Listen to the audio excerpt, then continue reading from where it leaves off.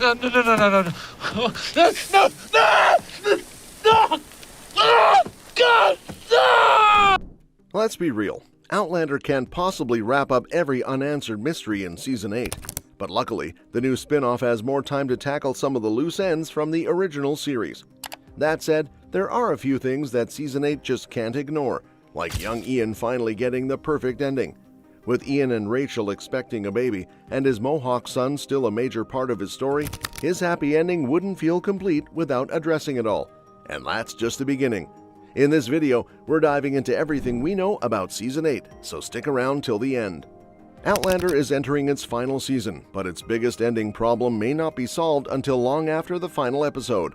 The romance TV series has run into a similar issue as several other book-to-screen adaptations over the years. It has caught up to the source material. Author Diana Gabaldon is still working on her final Outlander book, and it may be years before it's ever released. Stars can't afford to wait that long, since the Outlander TV show has no choice but to end with Season 8. Unfortunately, that means there isn't much time to solve the show's overarching mysteries. When a TV show catches up with the books, it becomes necessary for the story to split into two different directions. Outlander still has one published book left to adapt, Go Tell the Bees That I Am Gone, but since this is only the 9th out of 10 planned books, its ending won't quite cut it for the overarching series. Both Outlander showrunners and Gabaldon have made it clear that the TV show and books won't end the same way, and Season 7 got the ball rolling in this regard with the Big Faith reveal.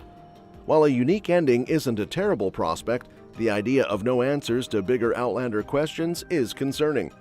In both the Outlander books and TV show, old mysteries are established near the story's beginning and are expected to be solved by the end. Gabaldon has promised answers about why Jamie's ghost was seen staring at Claire in the 20th century, or what the prophecy surrounding Brianna really means. It's important that audiences understand by the end who planted the forget-me-nots at Crane-a-Dun, thus starting Claire's story, or why figures like Master Raymond guide characters across time to begin with. Season 8 has limited time to wrap up these overarching mysteries, and it seems unlikely the series will get to all of them. The Big Faith mystery presented by Season 7 will take center stage in the coming episodes, and this is a sign that older mysteries will get put aside. While this is disappointing, it could actually be a benefit in the long run. After all, Outlander is ending, but the franchise itself will continue into Outlander Blood of My Blood, which could potentially provide all these answers we've been looking for. Outlander may not have had time to dive into the nitty-gritty, but a fresh face like Blood of My Blood has nothing but time.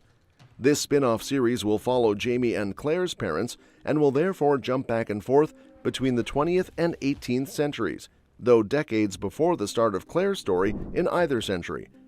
With all new characters and settings, it may seem that these two Outlander series will barely be related.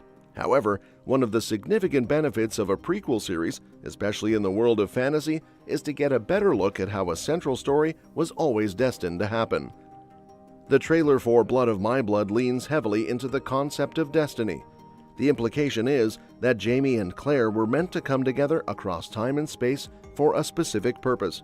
Whatever this purpose is will tie directly into the biggest mysteries of Outlander, and Blood of My Blood exploring how all this got its start with the generations before Jamie and Claire means answers that the upcoming Season 8 won't be able to provide. So while the final season of Outlander may focus on the newly invented mystery of Faith Fraser, Blood of My Blood can continue to take inspiration from Gabaldon's canon works. The idea that Blood of My Blood can carry on any unfinished stories and mysteries that Outlander won't have time for is promising. However, this might not happen in Season 1.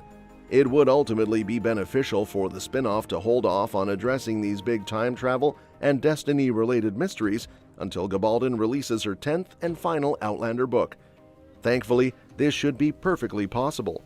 Blood of My Blood must first establish the various characters and their stories to draw audiences in and get them familiar with this new time. Then, the series can really begin to dive into the canon lore.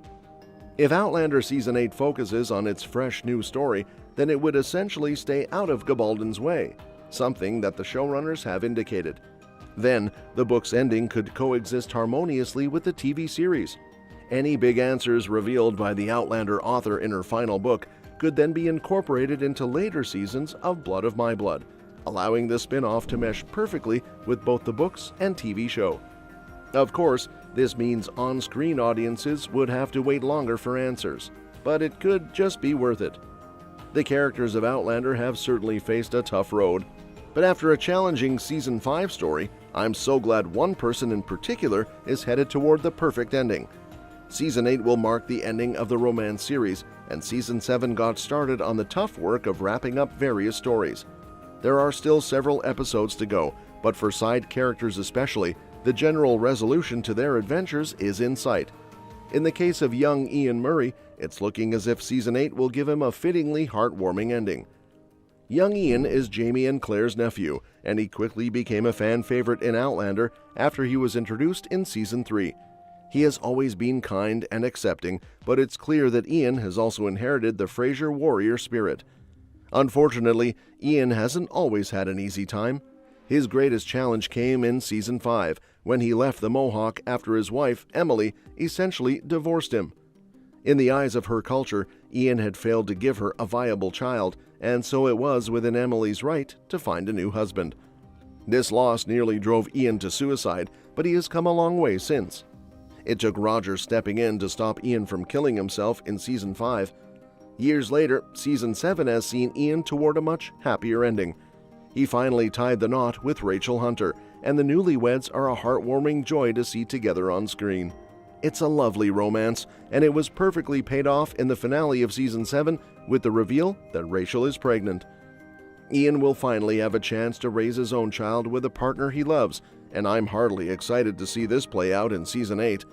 Ian, with a happy family of his own, would be the perfect resolution to his overarching story, since the loss of his wife and child drove him to the edge in Season 5. However, I can't help but feel that Ian and Rachel's happy ending wouldn't be complete if Season 8 didn't acknowledge one final problem. When Ian lived among the Mohawk, his wife Emily suffered multiple miscarriages. This was ultimately why she chose to remarry, and Ian returned to Fraser's Ridge, where he planned to end his life. What he didn't know for several years was that Emily was pregnant when she left. While it's heartwarming that Ian finally has a chance to start a family like he always wanted, it wouldn't feel right if little Ian James was left out of the rest of the story. I'm eager to see this charming Outlander character get the ending he deserves, but it would only be bittersweet if Season 8 didn't provide an opportunity for Ian to get to know his first son. And that's that for today's video. Thanks for watching, and we'll see you in the next one.